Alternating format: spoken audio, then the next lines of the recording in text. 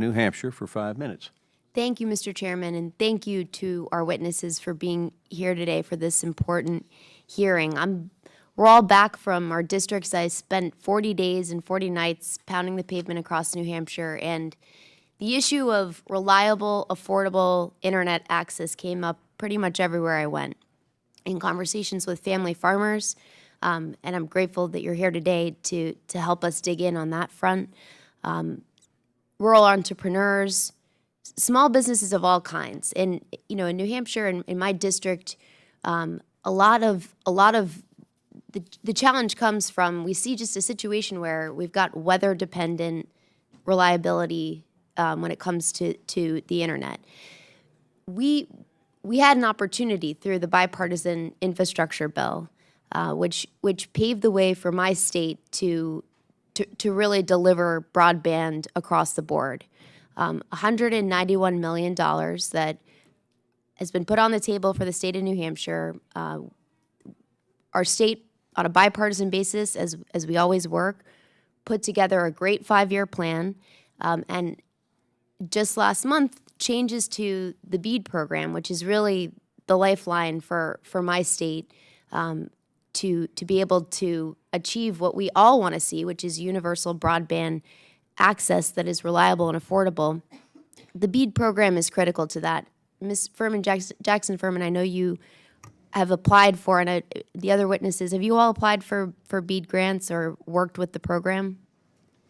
So I just want to ask, and Mr. Chairman, I'd like to enter into the record a letter I wrote to Secretary Lutnick last month about this specifically. I want to thank you very much. It hasn't been received a response yet.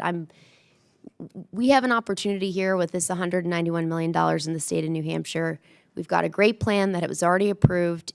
It's waiting for us and waiting for the grantees across my state who've gone through a lot of trouble to navigate complicated federal programs, and I'm all for cutting the red tape and waste, fraud, and abuse wherever we can find it. But Ms. Jackson Furman, can you tell us a little bit about your experience with the BEAD program and what it means for the goal we all want to achieve? Sure. Thank you. The BEAD program is the fiber preference was removed. I know I said that before, but that was a really large issue for us, providers like us in rural America, the fiber preference being removed. Satellite, while we think there's a place for all technologies, fixed wireless and satellite alike, fiber technology is considered the future-proof technology with the full scalability and robust reliability that fixed wireless and satellite do not offer.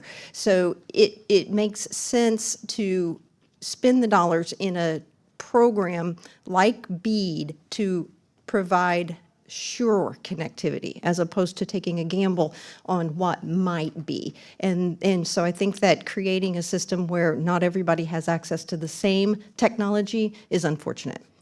Ms. Westbrook, can you talk a little bit about your experience with BEAD and what disruptions you've seen in this freeze on federal funds? Sure. So the BEAD program has been complicated as a provider to navigate. We have spent many nights and working on a BEAD application. We were recently preliminary awarded the $20 million. But if that fiber preference wouldn't have changed, I believe that we would have been awarded much more than that. We didn't apply for certain areas specifically because we knew that the match that we had would not be the match that we would need to have, and without being able to get a waiver. So we chose not to apply in certain areas.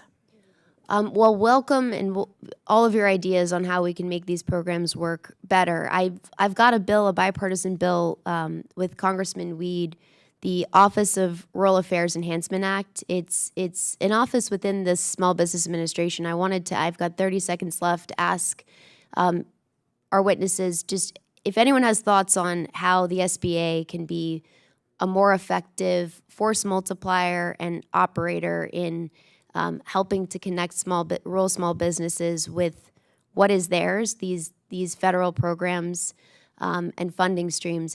I would welcome your ideas since we are, after all, the Small Business Committee. I'll jump in here. So I think that we would ask that individually, as congressmen and women, whenever the contribution reform vote comes up in Congress, we need your help in order to have contribution reform so that USF remains sustainable into the foreseeable future. As far as the Small Business Committee, I don't have anything to ask right now, but as members of Congress, I do. Thank you very much. I yield back, Mr. Chair.